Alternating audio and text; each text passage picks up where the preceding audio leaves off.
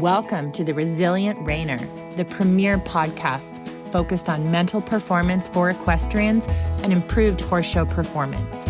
Whether you're a rookie reiner or a seasoned competitor, this show is for riders who want to take their skills to the next level and achieve their full potential in the show ring.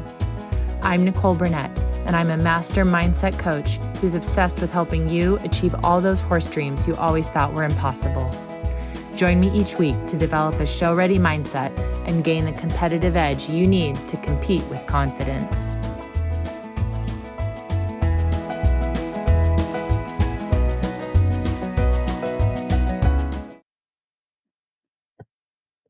Hey there, welcome back.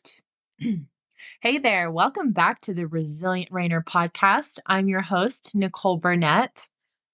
And today, today we're going to get into something that has just been on my mind lately and something I've been thinking about in my own brain. And so something I thought would be perfect to bring to the podcast.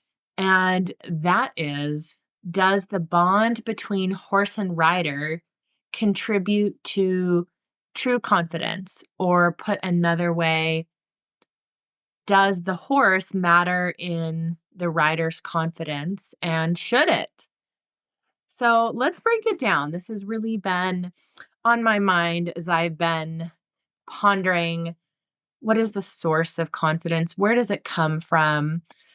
I've been just head down working all day and all night in the mental gym for equestrians, putting together this amazing program for my clients who are participating. It is amazing, you guys. I'm so proud of it, and they're doing incredible. So anyway, that's really what started this question for me of where does confidence come from? So what is the case for the horse impacting the rider's confidence? The case for that bond between horse and rider contributing to true confidence would include the trust factor. A strong bond with your horse means trust. And trust is a cornerstone of confidence.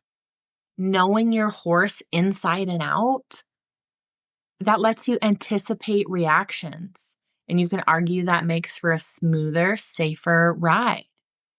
We all know that feeling of that horse that you really love and trust. I've got one. I think if we are lucky, we will all have one in our lives. And that horse that just feels like your favorite pair of pajamas or something that's really warm and cozy, right? You just swing onto their back and you just feel like at home. You feel like your body fits perfectly. And you just kind of want to sigh a little. You're like, I know this horse. I trust this horse. And you just feel a boost in your confidence from that. And as part of that, let's bring up emotional resonance. Horses are incredibly perceptive. They're pretty much like four-legged empaths, okay? They can sense human emotion. We all know this. A deep bond with your horse, it means your horse can sense your confidence levels, which can in turn affect their behavior positively. And you don't even have to have a bond with your horse. There's still going to be that four-legged empath picking up on how you're feeling. The comfort and familiarity of a strong bond can help keep nerves at bay, right? So this bond, the horse can help reduce anxiety, particularly during high-stakes competition, right? When you really trust your horse, you know that horse and you know how they're going to act and you have that strong bond, it can reduce your anxiety. And especially for any more rookie level competitors, everybody's looking for that horse. Everybody's looking for that solid citizen who's going to take care of them, right? We love that horse. We're like, oh my gosh, like Old Red is so reliable. He just took such good care of me. And we love that, right? We want the horse to cover for our own shortcomings. And less anxiety, that means more confidence. Also, let's get into the synergy here because our equestrian sports are not just about the rider. This is a team effort. And a good partnership with your horse can lead to a virtuous cycle of confidence where you're uplifting each other. You feel more confident, and your horse is like, yeah, okay, we got this. And then you're like, ooh, man, my horse really is feeling it today. Yeah, we got this. And you keep hyping each other up. Yeah, I mean, that synergy is real. So those are all the factors contributing of the case for the bond between horse and rider contributing to true confidence. Well, what's the case against? What are the reasons where you might say, no, as a rider, true unshakable confidence as a rider needs to come from yourself and it needs to be separate from your horse. So why would you think that? Well, there's the dependency risk. A too strong bond with a specific horse, it could mean that your confidence is conditional. And if it's conditional, it's pretty brittle and fragile, isn't it? What happens if you have to ride another horse? Could you argue that confidence should ideally come from your own skills and your own mental fortitude, not from external factors? Sometimes a strong bond might make a rider overlook or underestimate the need for constant improvement. Does it create complacency if you think we're such a good team? I don't need to train as hard. And what about the highs and lows? Horses, like us, they have good days and they have bad days. If your confidence is tied to your horse, what happens when your horse has an off day? True confidence, some argue, is about your own capabilities, your own resilience, and your ability to adapt and overcome challenges regardless of circumstances. I know for me, I really sat with this for a while because I am the first person to be all in on the bond we have with our horse. That's part of what makes our sport so amazing and wonderful is we have this undeniable bond and relationship with our animal. And as I sat with it, I really came around to this inner game idea, and that philosophically, I believe that as an individual, your confidence is about yourself.